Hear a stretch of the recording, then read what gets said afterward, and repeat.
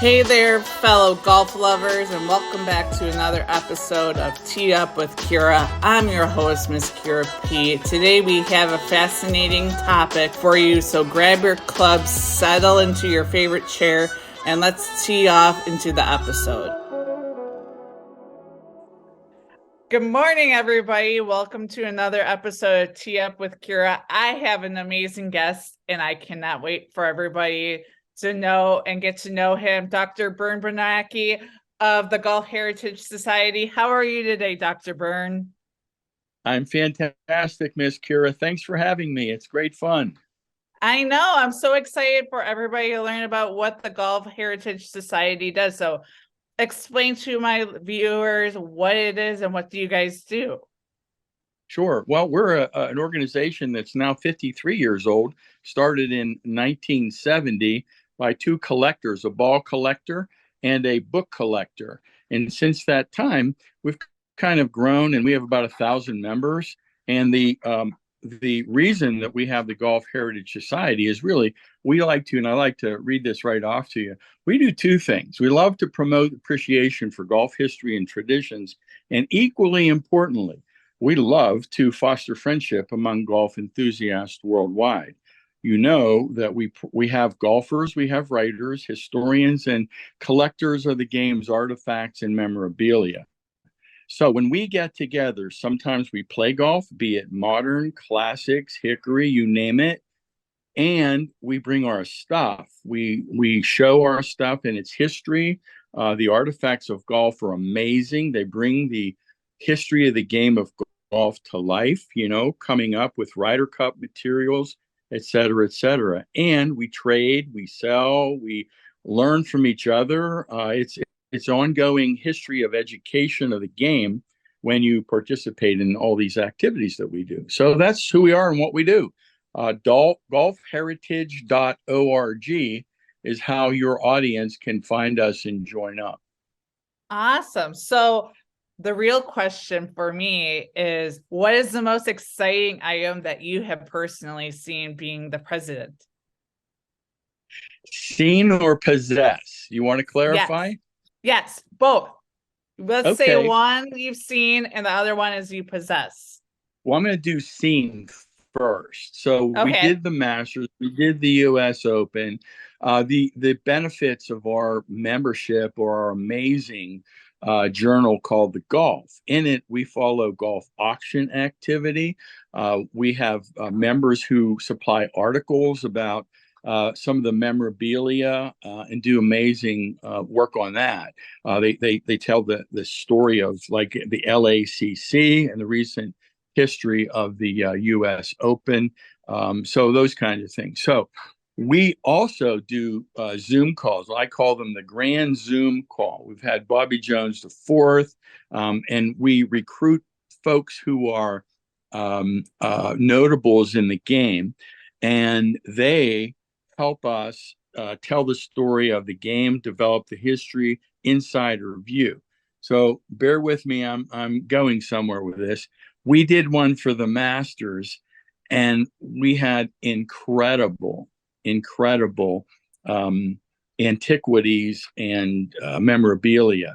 One of our members, Dr. George Petro, brought a replica of the Masters trophy and showed it. It's a slightly smaller version, but it blew us away. That was really great fun.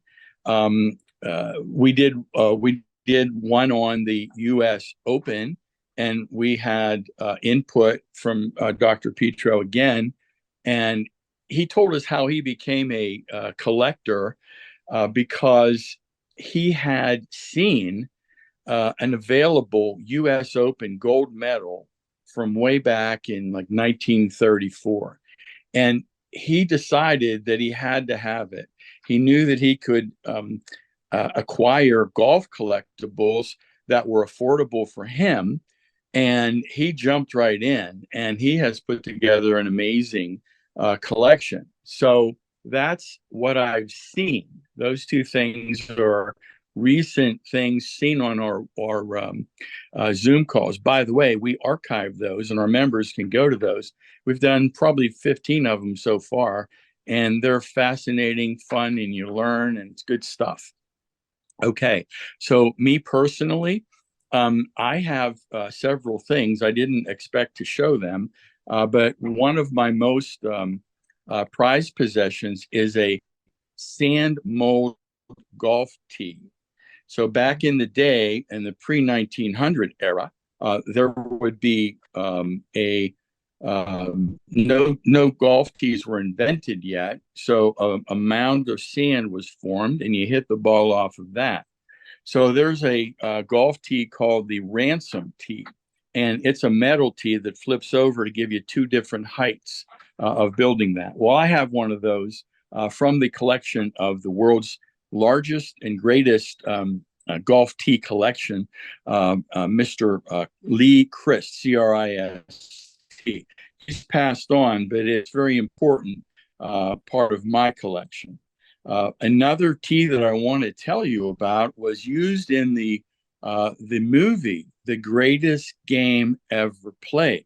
It's a golf tee, a wooden golf tee mold, and one of our members grabbed me as a young collector and says, "Bern, you have to have this for part of your collection." And I went like this. This is going to cost me big time.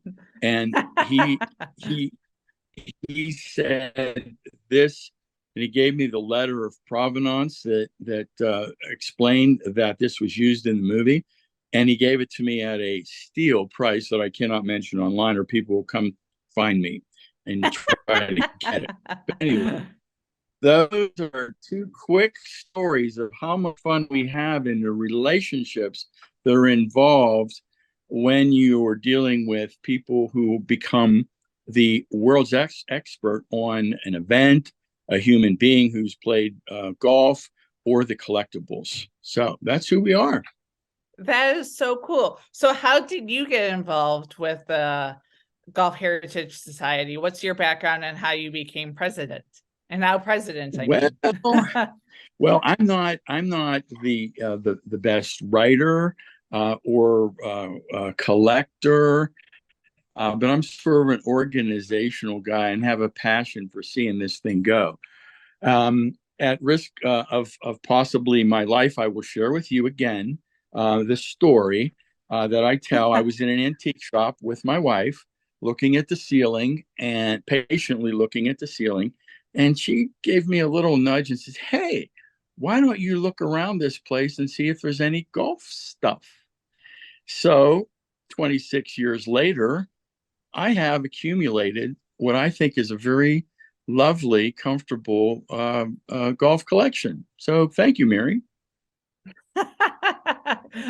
That's awesome. That's how you so being what do you get as a member of the Golf Heritage Society? I know that there's perks and there's little nuances that you guys can speak of and be a part of. You know, the most important thing is I think the golf journal, the quarterly, it's amazing, and the website, we're redesigning the website to make it more welcoming for our younger and our women. We're telling the story of women, youth, um, color, people of color. We're really reaching out to be much more diverse. We have collectibles and people who collect them from all these different walks of life and areas of golf. So the most important benefit, Kira, is you get to hang out with men and women from everywhere who know all about golf. They may paint. Linda Harto is a member and has done a Zoom call, and she her amazing talent and how she puts that together. So the people with the talent that they bring around the game of golf as their focus, I think is the most important benefit, connecting with people who help you on your journey to learn more about the game and different aspects of it. That I love that because I mean it really is a journey into learning about golf.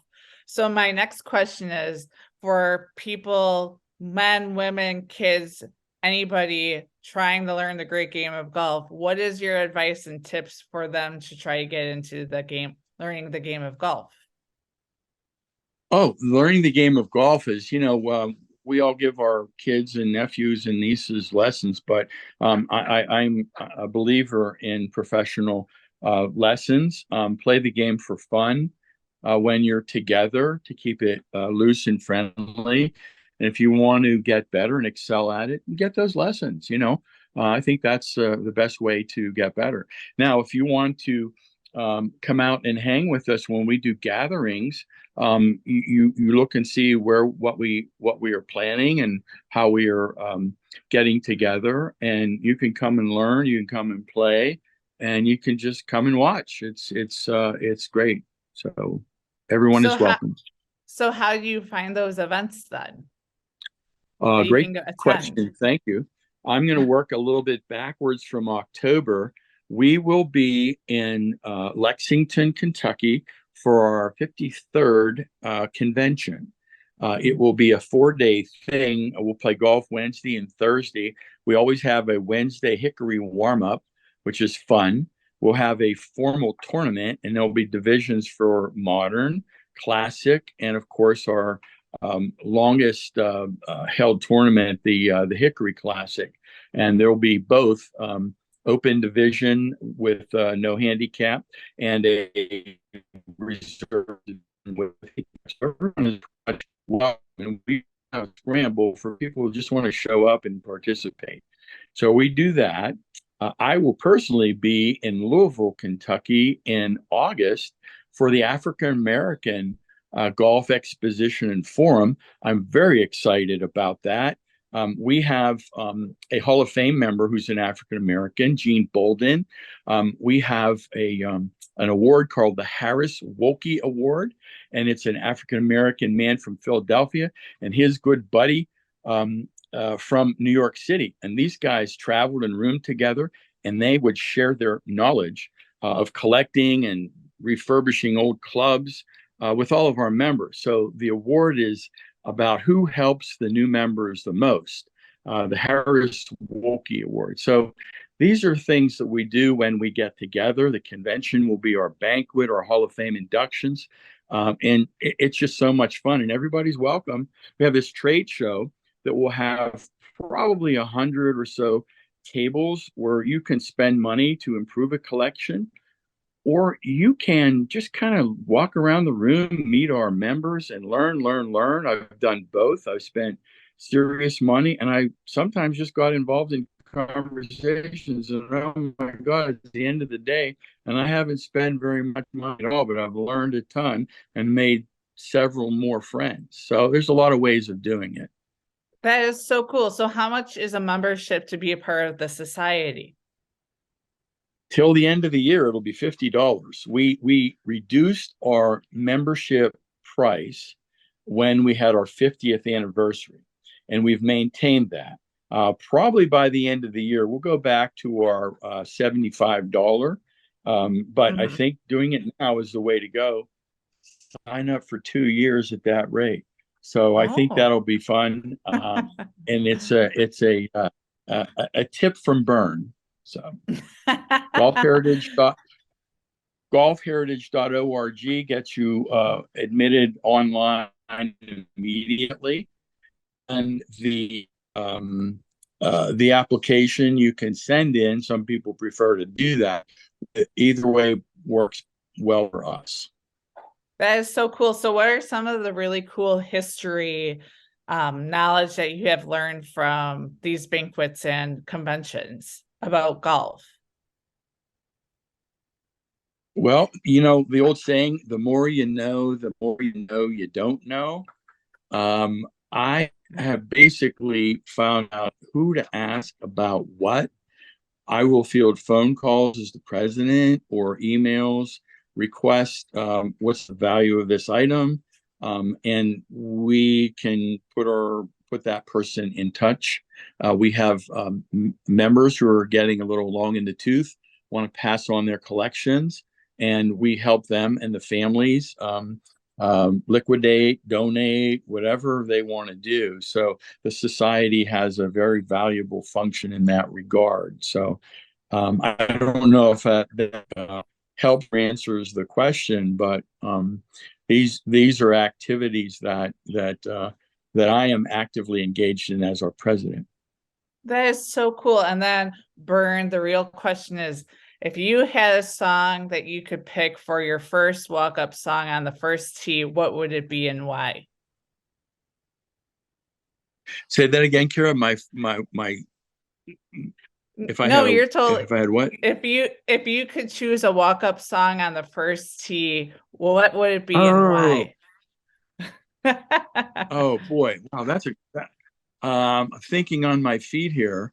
It'd have to be something Pittsburgh. We don't have too many songs for Pittsburgh. Here's one. I think this is called "Hit the Ball, Go Find It, Hit the Ball, Go Find It Again." So I think I would go with that one.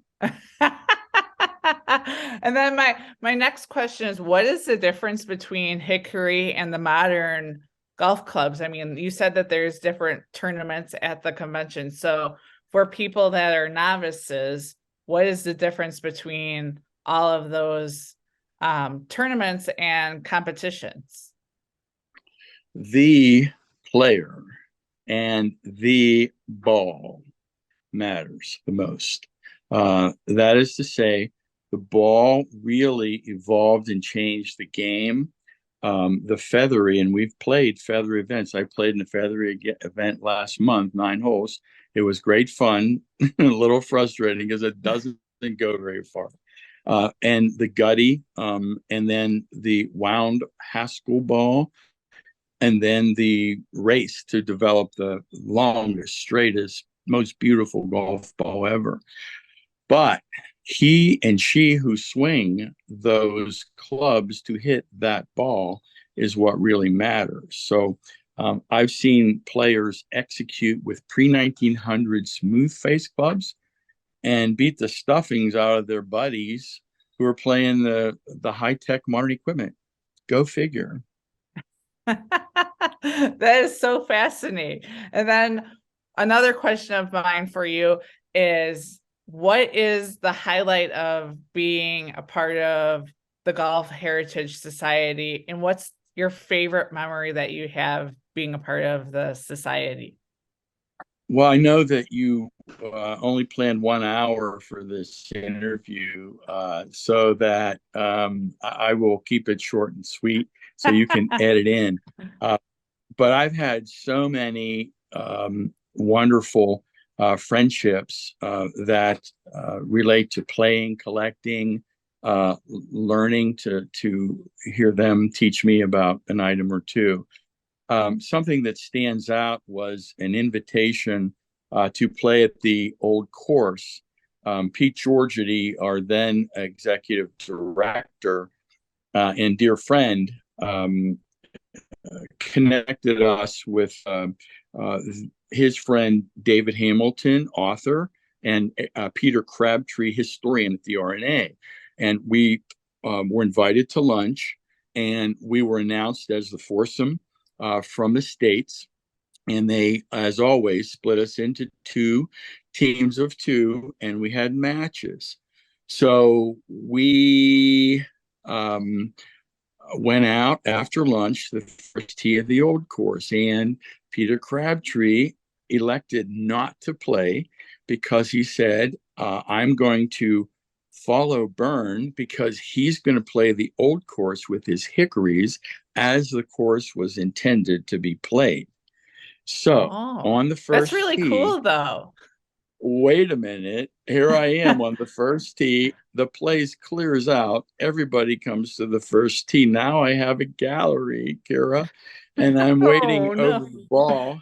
And I'm thinking, oh boy, my quickest golf prayer for a decent shot was the answer. And Peter Crabtree walked 6 holes and gave me the highest compliment ever that I'm proficient with my hickory clubs. That's awesome though. Like, how did you feel with having that gallery on the first tee? I mean, were your nerves all over the place? Oh my gosh. What I remember is staring at that ball and praying and then just letting it go and just taking a nice swing. But everyone was just so gracious there. The Scots and the English and the Irish are so welcoming for us to visit and play and experience and enjoy the game there. And when they come here, it's just our pleasure to entertain them as well. So it's a wonderful bond that we have from over there to over here across the pond. That is so cool. So, as the Golf Heritage Society, what are some of like I mean, you said that there's historians, there's writers. What is the wide array of people that you have as a member? People don't talk much about the course and the conditions. Play the course as you find it and play the ball as it lies. Everybody knows that. But the people behind the course and the condition are the superintendents. We've developed a strong relationship. One of our past presidents is Mel Lucas. He's both a president of the Golf Collector Society. We changed our name in 2018 to reflect the breadth and depth of our in the game. And Mel Lucas is also a past president of the Golf Superintendents Association and has arranged for us to be at their national convention 2 times, where we've met many, many people and had the opportunity to learn from them, welcome them, and appreciate what they bring to the game as well. That is so cool. I love that. And then what are like tips and tricks that of people learning about golf and the history? What would you tell them about golf? Well, I think that the game itself is so broad. When we have collectors, people say, "Well, collect one thing." Oh my gosh, it's so impossible to decide what to do. You have everything from pencils and scorecards to historic medals and everything in between. So encouraging people to find their way it's just sort of happens. You get interested in something and you might pursue events. You might become a Ryder Cup, fanatic and knowledgeable person. You might get into writing. So these are areas that people do. I think when you look at our journal, The Golf, you really get a flavor for the history, the collecting, the auction, and the variety of people. We do attempt to reflect the women, the youth, and now we're starting to represent the early African American game and all the way up through the present. So everyone is welcome and feels welcome to join the Golf Heritage Society. So how often does the magazine come out? It's quarterly, and in it, we talk about where we recently were, and we try to project out where we're going next. We do some of that electronically as well. We use what we call the news wire. We put that out monthly, and we have a bunch of photos for where we were. We were in Erie, Pennsylvania. Arnold Palmer's good friend Jim Rutkowski and his son Junior hosted a group, and they had a wonderful time. Several people stayed 2 days and explored other Donald Ross courses in the area. So we work with the architects as well as the superintendents, and boy, our tentacles are long, and our friendships are deep, Kara. We have so much fun together. I was going to say that's part of the golf community. I feel it's as big as and wide as it is really small, and everybody is so welcoming. I mean, I remember going to my first PGA show, and I'm originally was not from the golf world, and I was so scared, but I realized everybody is so nice and they're so helpful and warm warming, and like, you just, you love that. I love that community. It's like Christmas whenever I go to the PGA show. That's That's a great way of saying it. And, Sally Sportsman, our publicist and communications team leader, has introduced us to so many folks in the media.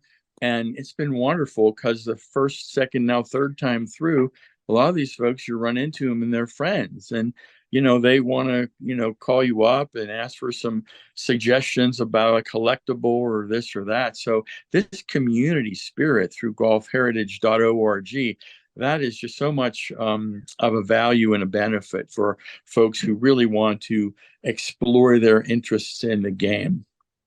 And I think it's important to know that history. I mean, you see where it has came from, the present, and where the future of golf is. I mean, there's so much to get back behind, seeing like drive, chip, and putt at the Masters. There's the women's invitational at the Masters. There's so many great events that people can attend. It doesn't matter if it's big or small, just go to a tournament and watch these amazing players. I mean, or just attend an event in general. So, Kira, let me ask you a question if I can kind of Yes. turn this a little bit. Yes, of course. So, what do you do, Kira, after you've played golf and you've talked about your 3 good shots and your 3 bad shots? You go and you go to the 19th hole and you have an adult beverage. I think, what was that golf swing? I can't believe I did that. I mean, so my question. Oh, go ahead. After you get over all that, you say, yeah, TV's coming on at 4. I think I have some time to open my journal and go online and look up some stuff and celebrate the game in another fun way. That's who we are and what we do. That is so. My question is, when you have a bad golf day, what is your drink of choice on the 19th hole? Well, I always start out with the water. I'm a physician and I know hydration is important. And sometimes I love a beer. But to be honest, sometimes a gin and tonic really gets me back. I totally agree 100%. I have learned from past experiences, hydration, hydration, hydration. It doesn't matter if it's sunny outside or if it's cold outside or cloudy. You don't realize how much you sweat until you're out on the course. And then, Dr. Bern, my last question is there anything else you'd like to tell my viewers, or any advice, anything that you'd like to tell people about the Golf Heritage Society? The most important thing, Kara, is that everyone is welcome. Those of us who are here watching, see this, have interest in the game, and that's really great. I like to say that there's 1,000 ways at least to enjoy the game of golf, and we are a vehicle for people to come, feel welcome, and learn and appreciate the game and its history and traditions and make those friends. So that kind of summarizes our mission statement, what we started out with. So please, invite your members to please come be a member of our organization, and invite people to join us at golfheritage.org. You took the words right out of my mouth. I was about to ask you, and what is that website URL all over again? golfheritage.org. Join today online. Well, Dr.